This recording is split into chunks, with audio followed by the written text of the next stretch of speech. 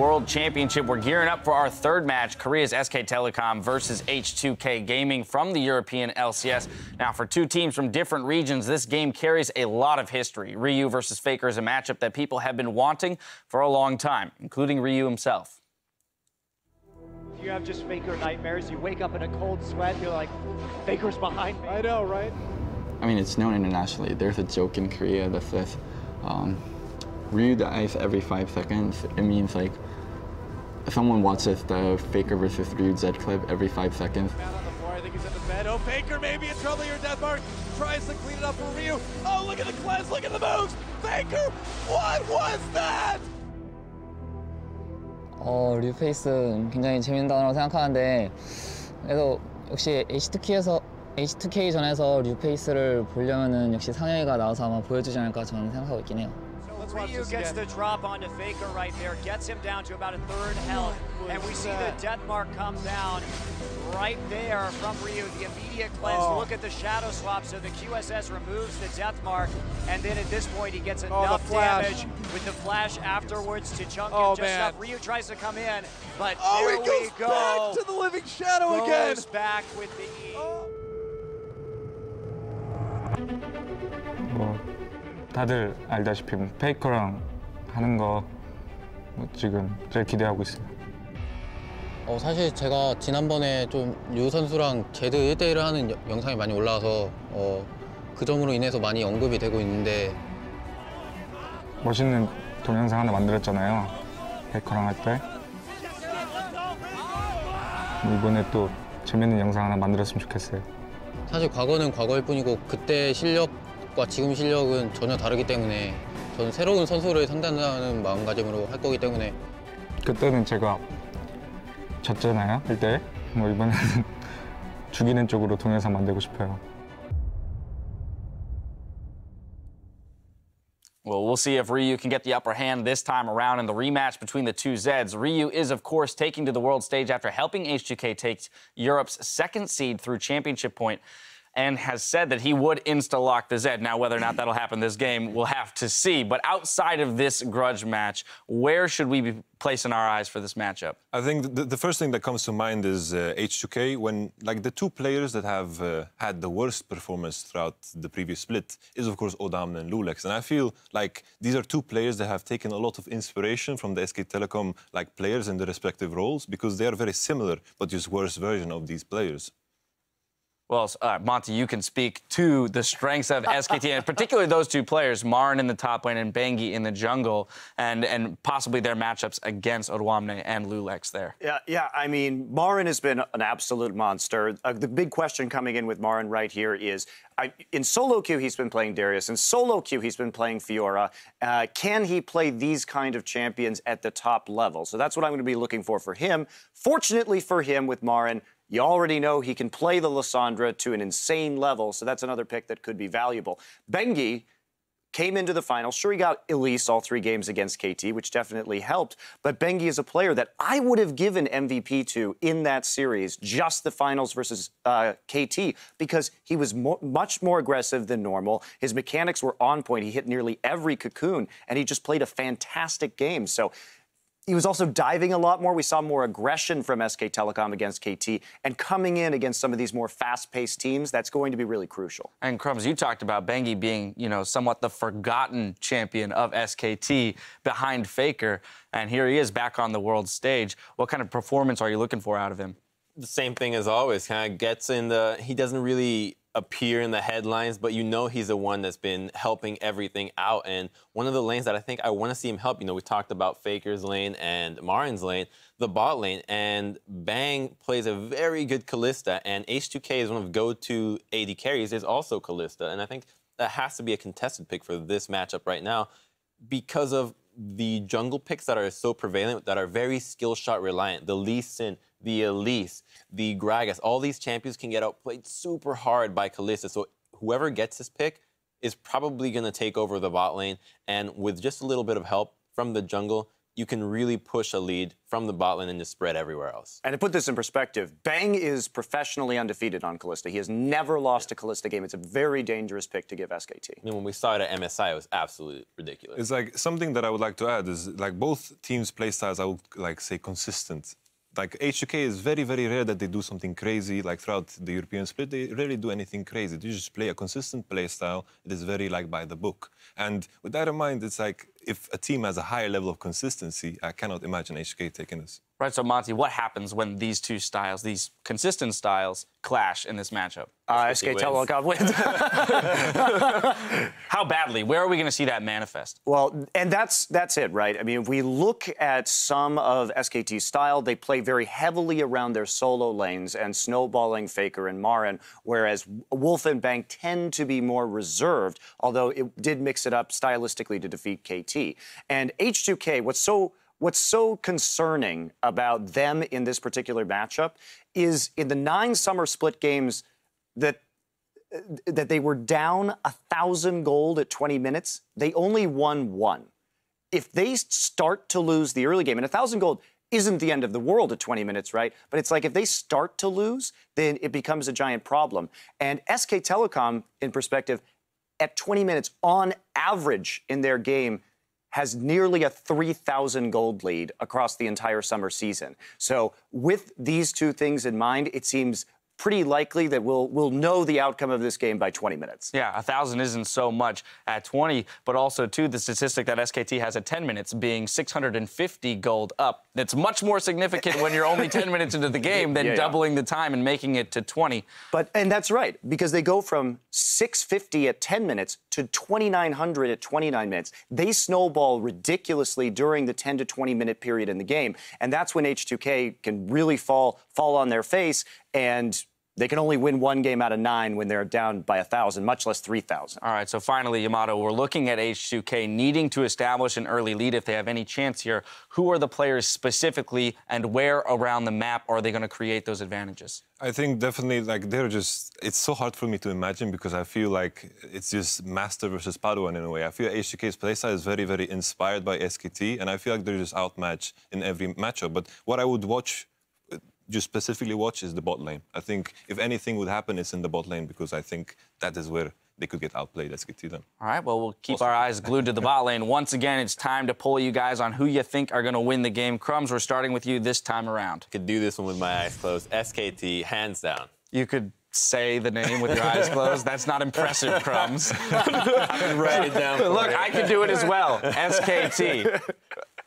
Monty, on to you. I mean, is there even really a question what I'm going to say here? It's obviously going to be SK Telecom. Not only that, I think this game will be over in 25 minutes. All right. Well, hang on, Cloud9 beat AHQ in 24. In 23. Yeah, 23, very impressive. So. Yeah.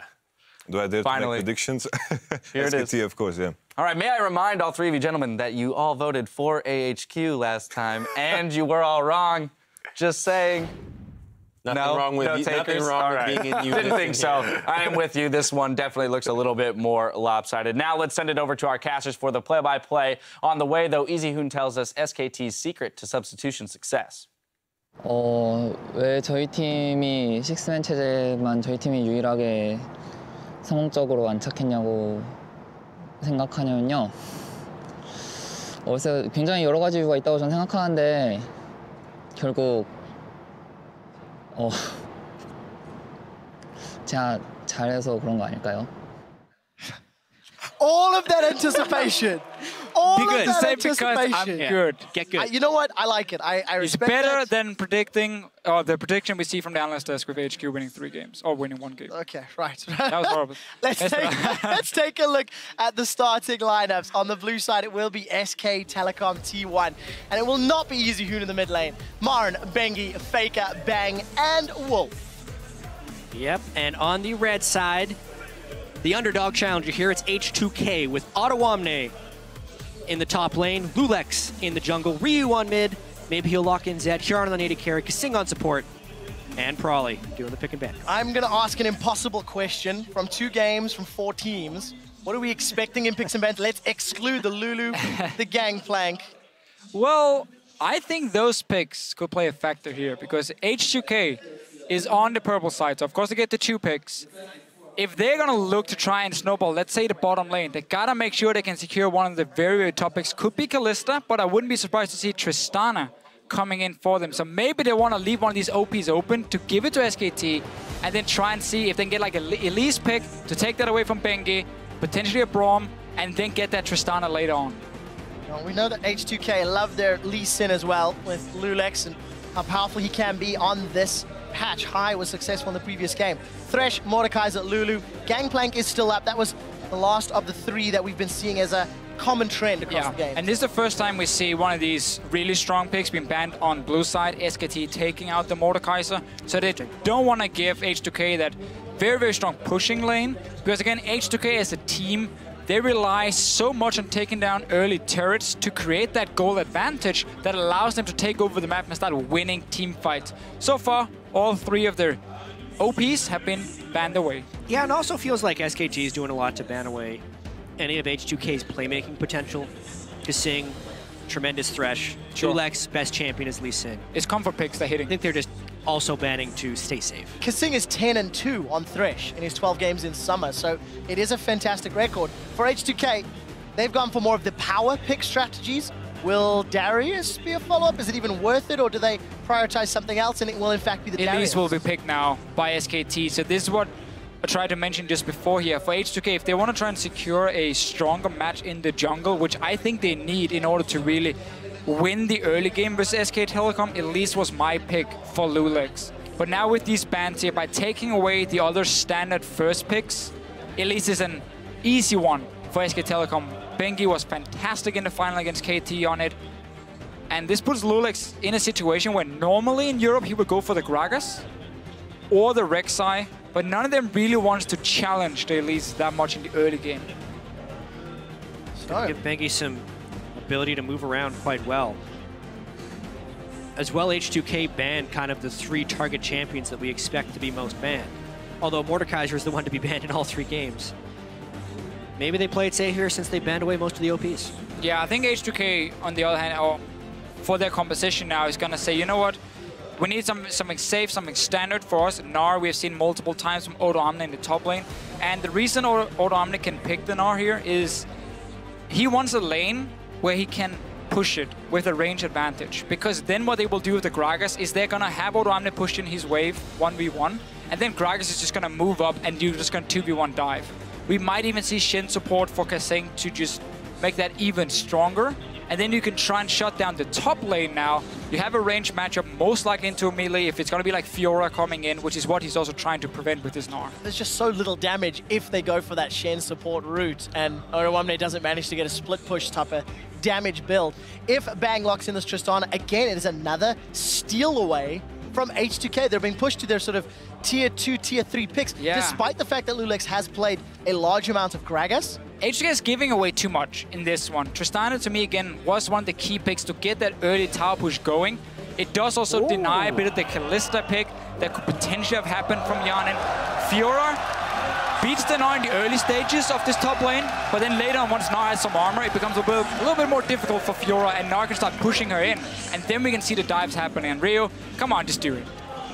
Just do it. You have a physical top laner, though. I mean, it's not going to happen, guys. It's not going to happen. You should just blind pick Zed against Faker to officiate. Just do it. He's going to last pick his mid laner, unless he wants to blind guess like one of the safe blind picks in mid lane, who has a lot of good matchups. Well, let's look at what else H2K can do. They need some more damage. They've got a decent enough front line. They have some engage, some disengage.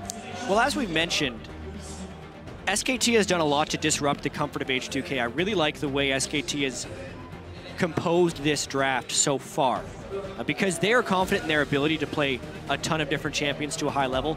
So they are still picking what they feel would be comfortable champions for them, whereas they're pushing H2K onto theoretically less comfortable things. So we get the Braum. We mentioned it for Kasing. Yeah, it was either the Braum or going to be the Shin support for him. Sivir wants so H2K. I mean, this is again a very standard H2K comp, but also very outdated in many ways. This is what we used to see during the summer split, before playoffs even. Sivir taking so many nerfs, still offers that utility for a team and a fast pushing potential, but you cannot take down towers as fast as a Tristana. Faker has played Fiora mid on multiple occasions, so this could actually be a flex pick for SKT. They need some AP damage on SK Telecom, and that's what we're probably going to get. No. Okay. It could be fancy, but they need some AP damage. Azir is the safe blind pick. Ryu can take LeBlanc into it, though, and try and outplay Azir in the laning phase. He can even go for Ahri if he wants that massive skill matchup. That's what... But he cannot fall behind. That's what Nagne tried to do in the finals of LCK. Wasn't that successful? No. Azir has been nerfed since then. Yeah, the audience. Zed would give them a whole bunch of physical damage. We're not expecting it. LeBlanc is actually something that could... Ahri is the most likely. And Ahri is something that Ryu has used several times in the summer split, has dismantled teams single-handedly, especially the closer we got to playoffs and including playoffs. Yeah, I mean, this guy used to be one of the biggest Ahri players in Korea when he was playing there. He continued the trend. Whenever I talk to Prolly about Ryu, he always says, oh, Ahri, yeah, just give him Ahri. He will make big plays. He will try and carry our team. This was the other option. All right. This is one of the reasons like Azir and Victor is not as safe to blind pick anymore, because these assassins are coming in here who can duel them in the early game and try and snowball against them. But H2K is running a composition that really, to me, screams, get that lead in the mid game, or you're going to fall really far behind. And versus Azir and Tristana, your towers are going to die so quickly, and the late game team fights are going to be so difficult for you to play. And truthfully, that's really H2K's strongest way to pick up a win here. They are somewhat outmatched in every department, whether it's individual, whether it's strategy, etc., etc. And we've talked about how H2K as a team, and Analysis mentioned it, from 10 to 20 minutes, they're pretty decent. SKT are even better. And SK Telecom's team composition is built around getting a large lead early. With the Fiora top lane and the tremendous turret killing potential of Azir and Trist, they're looking to do a lot of split push and turret destruction through better rotation. There's also a very good way when you expect to have a gold lead of any of the game quickly. So that's what SK Telecom is most likely going to be trying to do. And I really fear for this massive mismatch between the top laners and junglers, with Elise and Fiora being so dominant in the early game. Gnar, he wants to get an armor item under his belt before he really wants to duel it. And Gragas, of course, going Cinderhulk. That is going to be a problem for H2K. Can another LCS team pick up a victory, or will LCK's #1 seed SKT get on the board? That is what the analyst desk predicted. And in 25 minutes, according to Monte Cristo, SKT sure as hell have the tools to make that one happen. We're loading up to game number 3. This is the first from Group C. It's SK Telecom versus H2K.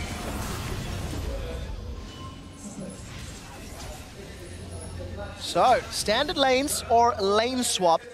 We've mentioned how Fiora can beat Gnar early. H2K have done a lot of lane swaps in Europe and usually favor tower diving when looking to push the tower. Right, and specifically lane swaps in the LCK often result in the top laner getting the majority of the farm. As far as teleport usage and experience gained on top laners, LCK is ahead of everyone else here, so it actually fits quite well for Marin to be on a carried top laner of Fiora. He's played mainly tanks during the regular season, but now on a carry, his large amount of gold share that he gets from the team maybe put to some better use. The top lane swap focus, though, from SKT is often what's fairly weak against their fast push we see a lot in Europe and in NA, because it simply means that his team won't have time to move up and defend him once he TPs into that tower, because H2K will already be on that side of the map with 4 members and ready to dive him. Just forcing him out of the jungle, taking over this side. You see the 3 wards to spot every single entrance. SKT has just responded, getting very good wards into spot where H2K will be starting. And H2K pretty smartly walks out away from that blue buff. They would have potentially been outmanned by SKT, but also because SKT put the deep ward in the red buff, this makes a very well-informed start for SK Telecom. They're going to get pretty much whatever they want now. Yeah, you're going to see Lulex and Odoamne on the top side. So right now for SKT, either they expect the bottom lane for H2K to have recalled, but they will return very late to the bottom side, so they're expecting them to be up here as well. And now you get the 2v2 lane for them. So Fiora gets her 1v1 lane. That's the key thing. It's not about the bottom lane winning. That's going to be basically like a sustain lane against each other. Bottom side of the map, though, Fiora and Elise together is looking to be the ones dominating. course, Lulex is the player that was substituted out during the course of the end of the summer split. Betongyaka was brought in.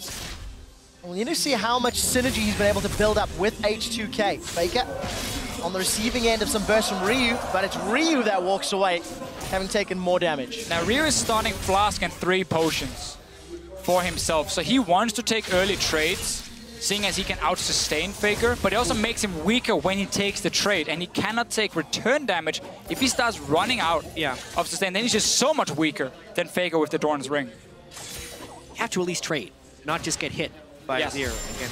But I see it's pretty annoying because he has these soldiers standing so far ahead, and you're trying to last hit and just be a nice guy, and then smack, smack, smack. Very true. Lauren jumps in, lunges forward, and hits one of Odoamne's critical spots. And this is specifically the result of the early game play by H2K. SKT had great knowledge of where they're being, and Bengi, being the smart jungler that he is, goes right in and denies Lulex. Such a smart play there. This goes all the way back to level 1, where Marin kept walking towards the bush, and H2K was still standing there with the dual lane. Kasing kept hitting him with his Q, so he knew he was on the top side of the map.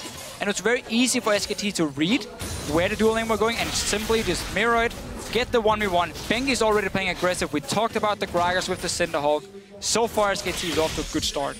Yeah, and this is an example of a jungler who is in tune with his team's plan and a jungler who is not. Even based on the level 1, when H2K did the deep invade, they had no one guarding Lulex's own jungle start to see that he was spotted Chain or not. on the minion. Meanwhile, the rest of SKT was willing to counter-invade to push H2K away from the blue buff area.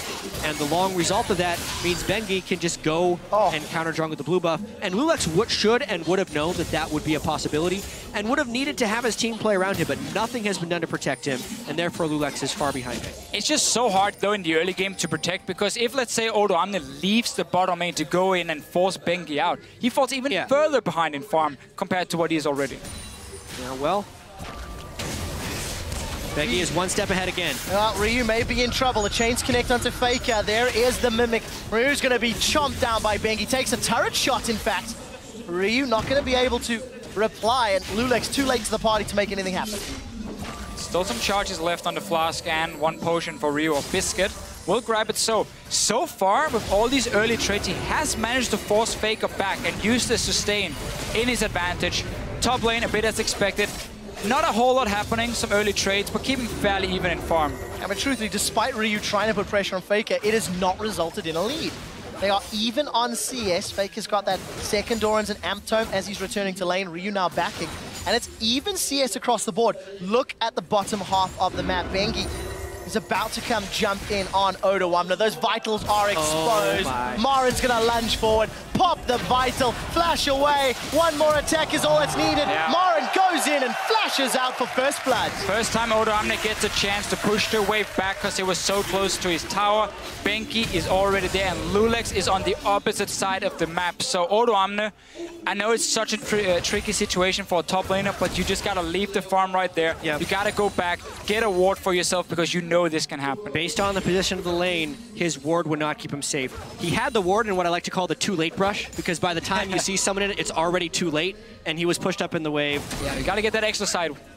Yeah, it did burn 2 flashes from SKT, so if there was a return gank of some kind by Lulex, and they didn't have a 2-on-2, they would be able to turn it around. So at least it wasn't a total loss. A small timing window if H2K can take advantage, but at only 6 minutes is a 700 gold lead for SKT.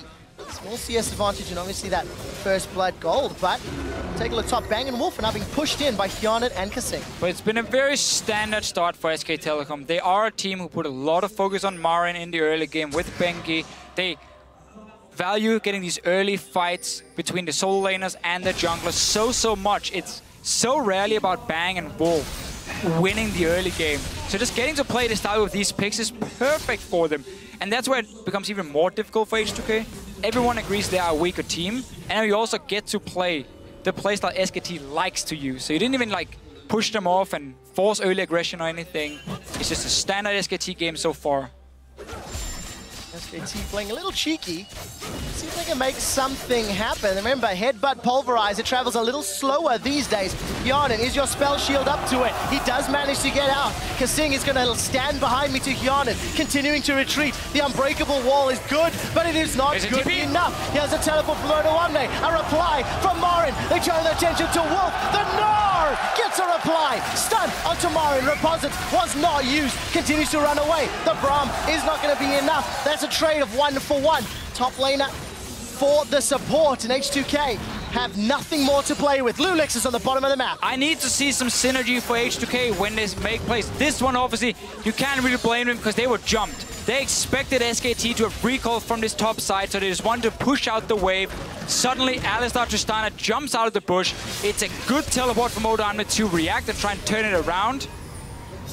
But once again, though, it's SKT making the aggressive plays. Honestly, though, both teleports being used, one jungler being there, and essentially a 4v3 going as a 1-for-1 is a disaster gank for SKT, and it gives H2K the potential to aggress. Wolf died, and Kasing is level 6, so Bang is actually in a bit of trouble. Wow, Glacial Fissure for that one. And all Bang needed to do was rocket jump away. Yeah, and he had both summoners. A little bit... optimistic. That's a good word for it. So, 2-1 in favor of SKT. The gold lead has shrunk. Ryu's earned a minute CS advantage, continuing to try pressure Faker, but this LeBlanc, dare I say counter pick, is not shown through yet. Marin lunges forward and procs that vital on Hyonin. I mean, Ryu has had a good laning phase so far. He was ganked early on, managed to escape it. He's ahead in farm on LeBlanc here. He has a good back timing already straight towards his Morellonomicon. So Ryu so far can be fairly happy with how the early game has been going. And if it wasn't for SKT setting up that trap, we could potentially have seen Lulix be part of a gank as well. But he's just been a little bit unlucky, and then also a little bit bad timing for him where he is on the map when action happens. And I think important to note, Hyonin now has a BF Sword and Avarice Blade versus the Pickaxe and Avarice Blade of Bang's Tristana. So, in theory, more fighting power on Hyonin's side. Well, they're in different lanes, is one thing. Bang, I think smartly for SKT, swap back around the 10-minute mark. Trist, especially if it's going to be in a 2v1, can get a lot of turret pressure, not to mention Dragon advantage. Oh, the root connects. Fake is throwing out the soldiers. Lulix does have access to that satchel, barrel rather. They're not going to get it down. So if you notice the positioning here for Faker doing this trade, he's always moving down towards the bottom side of the map. Because we had to swap around, and H2K sent Kasing and Hyonin to the top side of the map, they completely lost control around Dragon. So Faker knows there's backup and there's zero vision for H2K, meaning Lulix cannot flash forward and take an aggressive one. Hyonin, on the other hand, he makes really good bait. The grand challenge comes out, but here comes Lulix. The body slam does connect. Hyonin goes down, and the three-man dive gets the kill. That's what we like to see, and this is why the Gragas comes in for him. They're going at Faker! It's not over yet. Ryu does manage to get away. That was risky and close, but he didn't throw down the ignite, and Ryu forced a flash. This game stepped up in pace real quick in the last 2 minutes right there. SKT did the swap down to get Dragon control, whereas H2K didn't care about the Dragon and instead went for a kill. It could have been a dive that SKT planned on Odoamne. They did not go for it. They instead used their 3 team members to go for the Dragon. And H2K does actually come out of this with a gold lead at 10 minutes. Who would have thunk it? I like this Sivir pick because it means Hyonin can just keep pushing in the wave whenever there's a chance, and then H2K get to play their style with the dives from Lulix. He comes up. Finally, we see some coordination for them. I mean, it's harsh to blame them for what happened before, but this was the right move. And I like it. And it's a very European style that you trade top tower for Dragon. We normally don't care about those flying ones. We just want the gold from the towers instead. And that's how the European teams start snowballing. I do have to say, sorry, quick shot.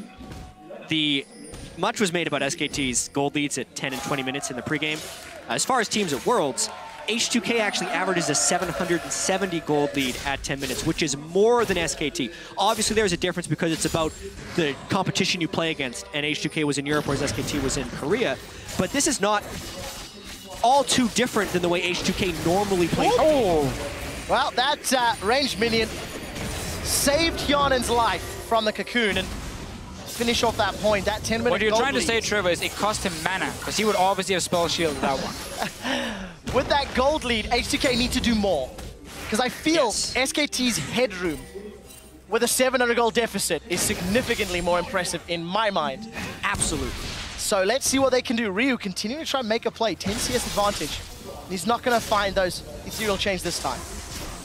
Lulex and the rest of H2K have actually been able to get a lot of deep wards into the territory of SKT. Both jungle sides are deep warded, and they're clearing away the defensive wards. Was about to. Is he going back for it? Not this time. Almost cleared away the defensive wards of was too SKT. high. So map pressure is actually pretty strong for H2K right now, which could potentially set up a play. And now he's like getting to the point where Omni can just keep pushing that top lane. He's going towards the Black Cleaver first on the Gnar. So as long as he can keep Fiora in place, the rest of H2K can look to make plays. Ryu is constantly jumping Faker over and over, but he needs to be careful now. Bengi's coming as well. Gonna be in trouble. Does get that passive pop, the mirror image, and is forced to peel away. No flash on Ryu, keep that in mind, versus the flash barrier, sorry, just flash of Faker. Ryu needed Lulex here about 20 seconds ago because this turret is gonna take a hurt right here. And even if Lulex comes in, it's now dangerous for him to do so because they need to be able to match Wolf as well. This turret is in a lot of danger. And again, look at Kasing. He's coming up. SKT, Mel, they get caught out. Lulex gets caught by the Cocoon. Glacial Fish is out. The body slam flash gets Faker. Emperor's Divide splits him, but Ryu kills Faker. The chains onto Wolf. He's forced to flash away defensively. Neither Marin nor Bang move from their lanes, and H2K get one. So SKT were just one step ahead at first, but then H2K, they showed they're not afraid to make the plays. They have the mechanics. Instant engage onto Faker, get the kill, and they return the damage now onto the mid tower. Wolf and Bengi trying their best to defend it. Well, Wolf gets a multi-man knockup, but H2K are unbothered by that tower stance. Actually, a really great cocoon there by Bengi to stop Yarden from auto-attacking that turret. That gives enough time for Marin to come and defend that turret right here and could end up saving SKT from a turret deficit. Yeah, but now H2K are in trouble. Marin has a grand challenge and he's going to throw it down. It goes down onto, I believe, Kasing. Now he's forced to back away. The Winter's Bite comes out and a little bit of sloppy play here from both sides. This Braum pick here can be super important for H2K because whenever SKT try and move forward, let's look at what can engage a team fight if you're SK Telecom. Bengi landing his snare or Wolf jumping in, knocking up targets. It's very easy for Kasing to position himself in the front, block the cocoon coming in from Bengi, or at least tag whoever is moving forward. If Marin comes in, tag him once, proc that stun very quickly. The way you beat Fiora in team fights is by having CC. She's gonna be a fairly squishy target, especially now we come to the mid game. H2K with some good focus fire can take her down very effectively, and a lot of it starts with Kasing. You can only riposte one spell. There is a Glacial Fissure, an Explosive Cast, there are Ethereal Chains. There's a lot of tools for H2K to get rid of Fiora in that fight. My question is, if SKT starts split pushing with her, who does H2K send to deal with that? Because at the moment, I don't see anybody. It's incredibly important that Ottawamne get his farm up. He needs to be able to complete Ninja Tabi, get his Black Cleaver down, and be a dueling threat to Fiora. It's unlikely that he gets to the point where he can actually beat Fiora, but if he can neutralize the Fiora, that's really all that's necessary. I think more so in this game, while SKT will do a lot of split pushing as they always do, it's all about split pushing to unlock objective and most specifically dragon control. This game is all about the dragons for SKT. It's their one lone advantage at this point, the fact that they have the first dragon, and I expect them to group heavily for the second one coming up in a minute. Spotting Bengi on the bottom side. Both teams already moving in. Just a little bit of damage being traded. No TP for Ottawamne at the moment. Not even sure. They might just be ready in time for when the dragon spawns. And that's going to be so key. The difference in team fight between the big tank Gnar later on and the Fiora trying to assassinate a target. Ryu, again though, taking so much damage and he has to back away from the tower. Faker keeps chunking him down, and thanks to Faker's work, tower number 2 falls in favor of SKT. They now regain gold lead, 700 in their favor, and Lulex forced out of his own jungle. Dragon's up in 20 seconds. SKT are getting all of the deep jungle vision they need to make this a safe and secure objective. Yeah, and Ryu has chosen to chug his flask instead of going back to base before this dragon, so he's going to be just above half health if they decide to contest it. Not to mention they don't have the wave positioning, and the slow, methodical pushing of SKT, waiting for a little bit of scaling, which is near Nashor's Tooth on Azir and Ravenous Hydra on Fiora, and they're starting to win almost all of their lanes, which is applying the appropriate amount of pressure to unlock these free dragons. Such a key thing right here was simply just the lack of teleport from Ottawamne. It meant that H2K could never engage in a fight, because then Fiora joins in and it's a 5 versus 4 for SKT. So suddenly, all the pressure on the map, it's gone. SKT can invade in with Bengi and the rest of the guys, deep warded, force H2K back, take tower, take dragon. Teleport is such an important summoner spell in these a little bit slower games between two teams who kind of think the same. I call this a slower game that's been action enough. But basically, if you mistime your teleport even once, you might end up losing multiple objectives just from that one summoner spell being down. So, H2K, they did lose that dragon. They are able to secure themselves a blue buff in minion wave, pushing towards that heavily damaged outer turret, but there's no Hyanin, so no real threat for that to go down yet, especially now Faker's returned with that Nash's Tooth and Blasting Wand in his inventory. 300 gold is all that separates these teams, and they seem content to just keep farming all three lanes with the respective carries. Yeah, and with that farming, the scaling of the Azir is favored, so I think SKT is generally okay with this, as well as the Dragons continually ticking up. They have zone control with the Azir.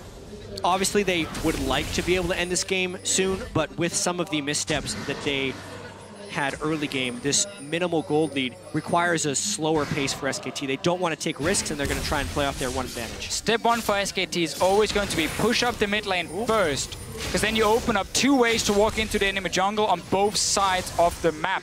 And that means you can so quickly move from the mid lane with Faker, with Wolf, who's sitting with him as the backup, to the side lanes. If someone is there defending a tower, you dive them. Otherwise, you just slowly push down the tower. Marin is doing on the top side. The problem here for H2K, again, they're just not necessarily on the same page. No one yet to defend this top tower. Odoamne is left in the bottom lane.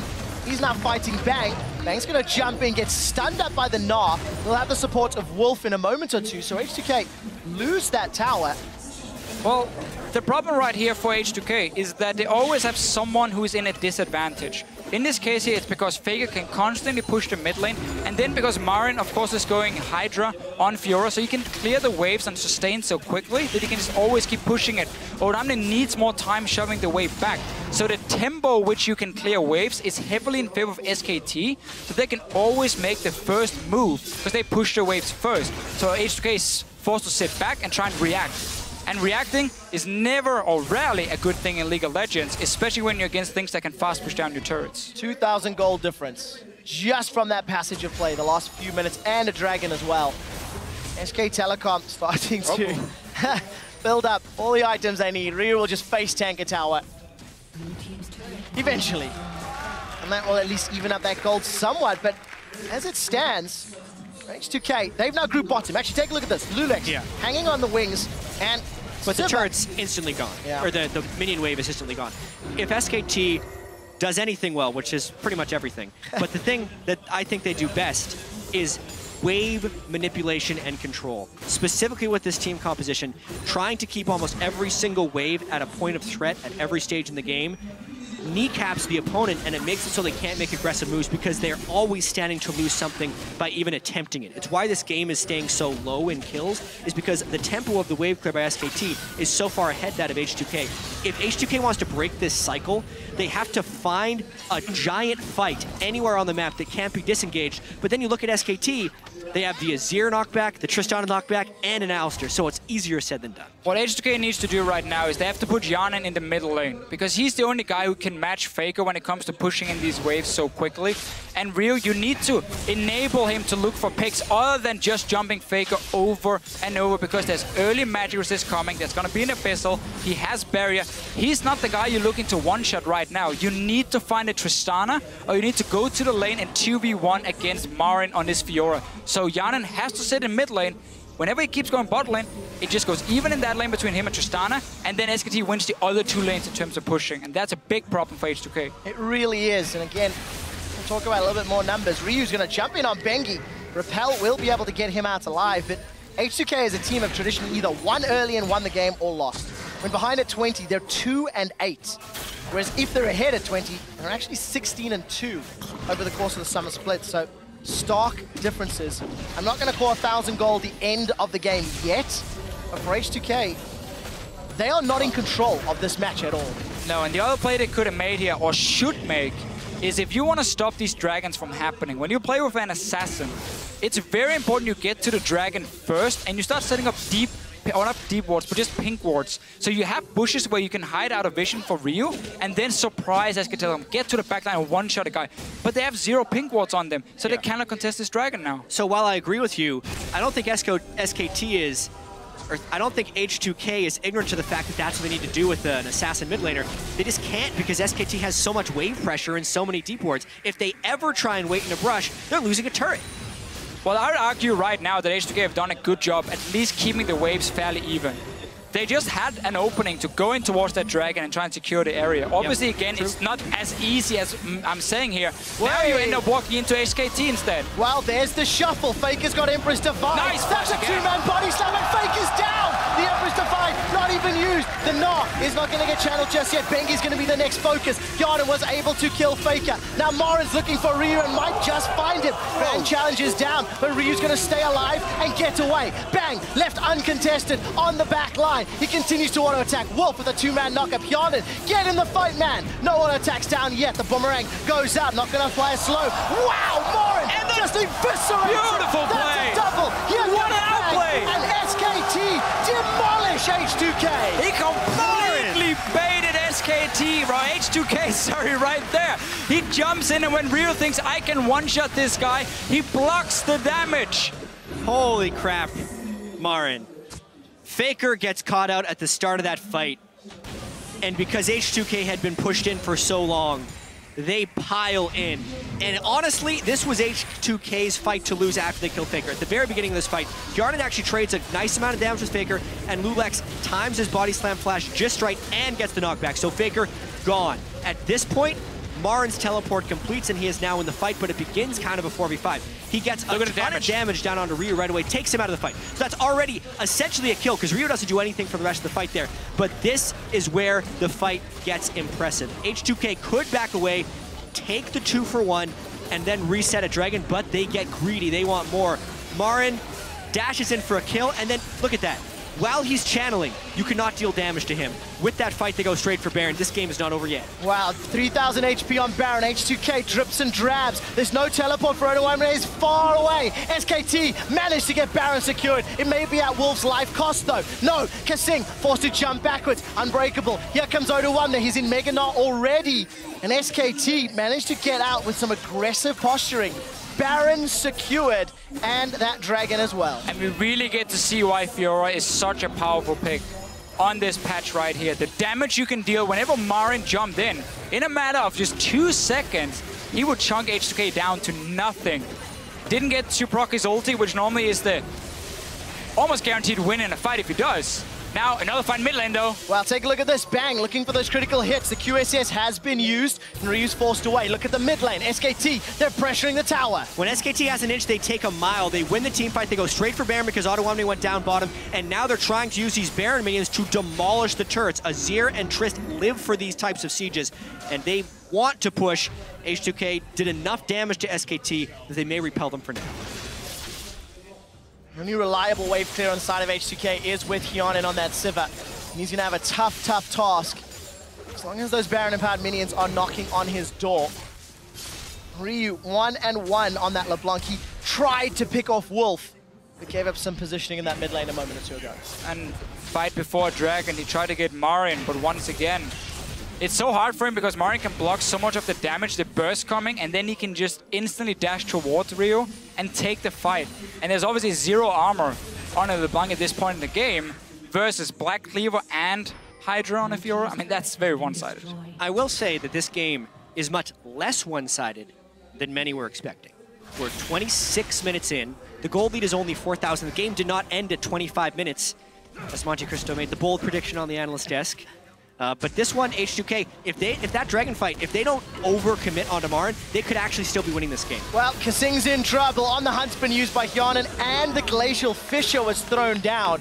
Kasing's life is forfeit. SKT, 4-man strong, will take themselves their 4th tower. Well, they did overcommit onto Marin at the dragon fight, and now they're paying some pretty harsh consequences. One mistake has led into a chain of ups. H2K does feel out of sorts here. They're trying desperately to stop this, but it's probably inhibitor ground. SKT showed respect to H2K. They didn't try and overcommit in the early game. They played out the lanes. They knew that the pushing advantage could just wait might end for key items, and they still have the Baron buff. Well, we just talked about how it's 26 minutes in and the game's not over. We may need to revisit that discussion in 10 seconds, gentlemen. We do see Ryu still looking for a target, but not going to find one. And SKT not going to overcommit. The death timers were still low, and Kasing was able to respawn.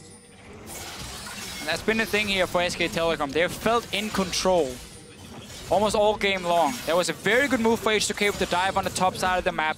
We saw some good fights coming in. Lulex in these team fights have had some very good engages on the Gragas. And they're looking for another fight potentially. Wolf does have ulti ready though. Let's take a look. Emperor's Divide available for Faker. And the threat means H2K will back away. Teleport's available for Mara, and he continues to pressure the bottom lane. And Supers will be knocking on the steps of H2K's base shortly. H2K starting to come apart at the seams. Looking maybe for a desperate play to get themselves back into it. Yeah, and the trickiest thing about this is even a desperate play that works might still grant SKT an advantage. Marin is such a monster in the split push here. Maybe Ottawamne can't even stop him from continuing the push, and that just makes a 4-on-4 with all the disengage on the side of SKT's for H2K is in a lot of trouble here. A lot of this goes back to the pick and ban phase as well, where Elise was the first pick for SK Telecom after H2K ban out a lot of these OP picks. They keep trying to look for something. Ryu jumps in, doesn't really pull the trigger with his ulti just yet. But getting that Fiora and Elise combo meant that H2K couldn't fight against Mara in the early game. They gave up first spot as well with the double flash used from SK Telecom, which kind of starts the whole snowball. It went fairly slow, but it was in control of SK Telecom. And now we got to see what Marin can do in a team fight on a very farmed Fiora. Farmed and fed. Over 10 CS a minute at this point in time, involved in 7 of his team's 8 kills. Secured 5 of them himself. Marin is a monster. And is able to just pick apart whoever he chooses. Yeah, 4,400 gold difference there. And you can see SKT gained 2,400 gold from the moment right before they had Baron till the expiration of the buff. So adding significantly to their advantage. Yeah, more importantly, open up the base, get inhibitor down. You have 3 dragons to 0, so you have multiple ways you can now play it out if you are SK Telecom. There's barely anything wrong you can do other than start splitting up and allowing Ryu to get maybe a one-shot if Faker randomly walks into him. But as a team, SK Telecom should never make that mistake. H2K looking to see maybe we can sneak a tower in the mid lane. Too late Not this time. H2K are just being outplayed across the map here. SKT continually finding advantages, and while the 4-man SKT pushes down the bottom, again, Marin is on a side lane. He's looking to secure that top lane in a turret. Ottawamne is going to go mega, and SKT pay it the proper respect, backing away. That will be quick enough. Glacial Fissure not there. Look at Ryu on the left-hand side of the screen. It's just not going to be enough. And that Sivir ultimate down. Still no response for Marin on the other side of the wave. SKT's going to get some big advantage out of this. Another tower's going to fall shortly. Marin is going to chunk that one away. He's got GA available. We're actually going to cut over. Ultimate thrown onto Ottawamne. But Marin's going to back out, and it's just, there's too many balls for H2K to juggle, and they cannot. Wow! By Ryu, he's down. Bang! Sends him packing. Tries to find Yana, not going to be able to. This Satchel, Cask rather, knocks Lulex backwards, and he's going to go down as well. It's done. SKT are destroying H2K's base. Top lane inhibitor is under fire. Bang and Marin are taking it down. The tower fell in the bottom lane. There'll be another inhibitor falling if they even want it. Nexus turret number 1 will be dropping at the 31st minute. Number 2 will follow shortly thereafter. And SKT are on the board 1-0 in the group stages. And quick shot, it was so systematic. 31 minutes is a fast game, but it felt slow. H2K looked to be having a gold advantage, because they did have a gold advantage for a lot of the game, but they never really had control of the match. Every time they went for a play, SKT would have an answer or pressure somewhere. And it's an adequate start for SKT here. The small openings that were for H2K, they didn't take advantage of it. We didn't get to see the pink wards trying to set up Ryu to create some picks. He was stuck in the mid lane against Faker all game long, so that full control of where the assassin was on the side of H2K. But we have seen 3 games today now where once a team gets a fairly good goal lead, they can close it out very effectively. The teams really know how to use the composition. Cloud9 with the Siege comp to start grouping with Vega, Tristana, take down towers. SK Telecom here using Fiora to split push and then just put Tristana and Azir together and take down these towers. So far for me as well, I'm seeing Tristana as an AD carry, who's having so much value because she's so good at fast pushing down these towers here, because she can handle herself in basically every single lane. And it just becomes a very safe pick in otherwise a meta where there's so many crazy picks. Yeah. North America was on the Tristana pick long before other regions. They were using it for heavy turret pushing. Good job, guys. You're a little early to the party for once. It seems. In the it seems. It's working out very well. SKT... It's a promising trend. Maybe a little slower than what we were expecting, but still executed as flawlessly. There are very few things you can look at in that game and go, well, that was a mistake from SKT. For H2K, I think there's more worrying trends. Lulex, again, not where he needed to be multiple times throughout at least the first 15 to 20 minutes. Yeah, I think it was a very difficult early game for him to play. One of the big fights we did have was, again, the surprise jump from SK Telecom. So obviously you can't really fault him for not being in position. Yeah. But we never got to see the coordination between him and the rest of the team other than that one dive in top lane. Well, we will get to see a little bit more from H2K and SKT as the group stage rolls on. For now, though, we're going to send it over to the analyst desk to break down SKT's first win. Thank you. Quick shot. I'm coming to you first, Yamato, because you spoke about the consistency and the similarities between these teams, with SKT just being a superior team.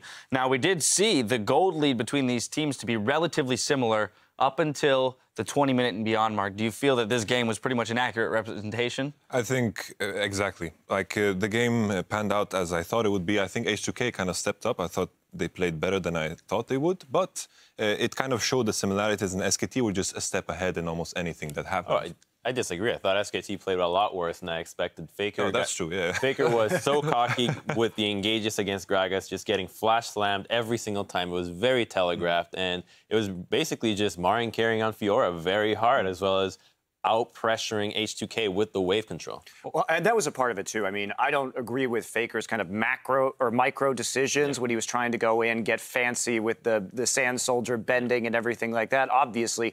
And I think he was late on using some of his summoner spells at times, so it wasn't looking particularly good for him in team fights. But if we think about how they played around that mid lane and the pressure that Faker was consistently putting down, bottling up this LeBlanc, really preventing Ryu from going anywhere, getting the deep wards in and starting to take over the enemy blue buff, that was a much more positive sign. That said, Marin was pretty late on some of his TPs to some of these fights, and his individual performance once he got there was okay, but he needs to react faster because these skirmishes are going to be the story of the good teams at Worlds, and he's got to be there on time. So a little bit of rust there for SKT, but the Fiora has been mentioned, and it speaks to me that H2K had the opportunity to first rotation Fiora if they so pleased.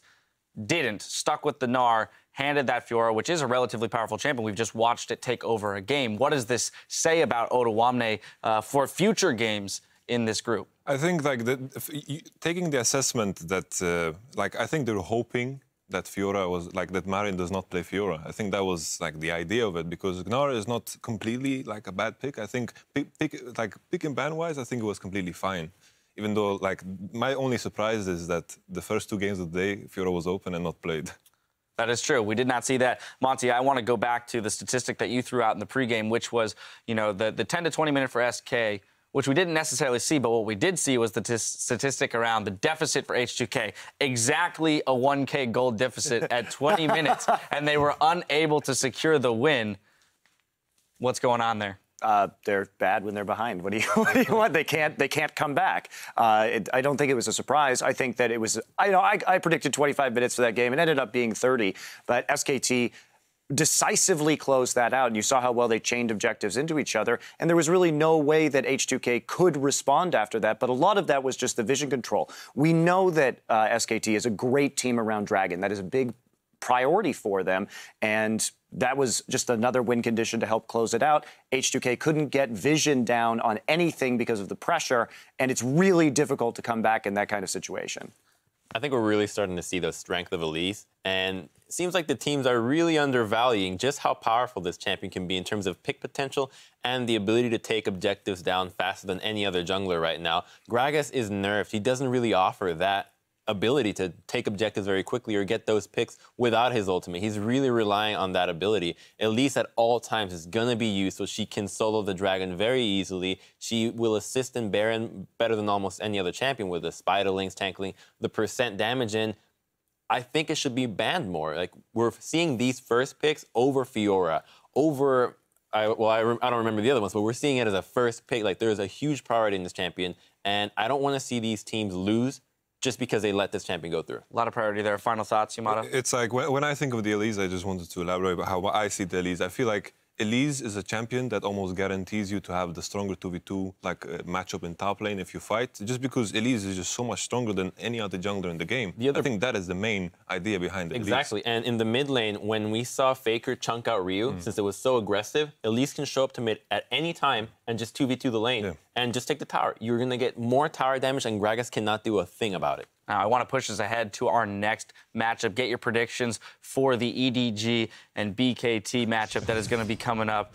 I have a feeling I know which way this one's going as well. It's a very agreeable desk today when it comes to predictions. Monty, we're starting off with you. Well, I think realistically, the Titans are going to be more like the Titanic in this tournament. They're going down fast, and they're going down hard. It's EDG. All right, Crumbs? It's EDG as well. Come on, man. It's a format. The graphic is up. I have to do it.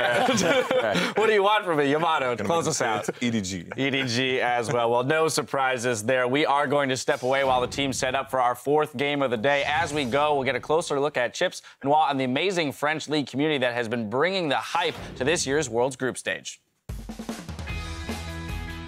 Et c'est parti pour la grande finale. League of Legends, c'est hyper développé en France. Et on en est arrivé à avoir une énorme communauté de joueurs. Les gens sont hyper investis au niveau de l'e-sport. Nous, on essaie de le diffuser en masse, autant de compétitions que possible. Et les gens suivent la scène, ils sont passionnés, ils sont super intéressés. Ils ont toujours leur mot à dire. Tout le monde est bouillant et j'ai l'impression de regarder un match de sport traditionnel. Il y a eu les All-Stars à Paris l'année dernière qui ont vraiment bien aidé l'e-sport. C'est surtout cette année que ça s'est vraiment bien concrétisé, quoi. Et ça va continuer, je pense.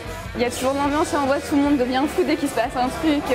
Chez soi, c'est aussi bien de regarder un peu, mais on ressent pas autant qu'ici avec tout le monde qui devient fou pour rien, avec tout le monde qui fait du bruit. Et puis il y a les commentateurs qui sont juste à côté, qui mettent vraiment de l'ambiance. Avec tout le monde, c'est vraiment pas pareil. Et les Français aiment crier. Les Français, ils ont le sang chaud. Moi, je trouve que déjà la communauté est motivée et passionnée et très bon esprit. Et je pense qu'on a un des meilleurs publics du monde.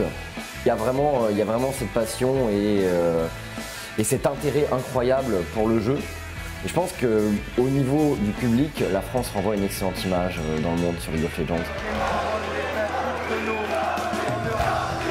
Le fait d'avoir pendant 8 jours les Worlds chez nous, c'est juste fantastique en fait pour la France. Et pour moi, c'est juste la récompense, c'est la récompense ultime. C'est un très beau cadeau. Enfin, honnêtement, on n'osait pas l'espérer. Je pense aussi que c'est une récompense. C'est une récompense pour les Français qui a un public vraiment passionné. Quelle que soit l'équipe, on sera toujours derrière l'équipe qui gagnera et on sera toujours derrière le challenger par exemple qui pourra prendre la meilleure équipe et essayer de les battre. On dit qu'on est l'un des meilleurs publics du monde et je tiens à ce que ça le reste et on donnera le meilleur. Personnellement, c'est la consécration de 4 ans de commentaires et c'est pour moi une énorme récompense et un honneur de pouvoir entamer, de pouvoir commencer les Worlds. Je ne pouvais pas rêver plus beau cadeau. Pour moi, je considère vraiment que c'est un aboutissement. Alors il faudra du coup que je me trouve d'autres buts éventuellement après, mais là je touche le sommet. Ouais, c'est la concrétisation absolue.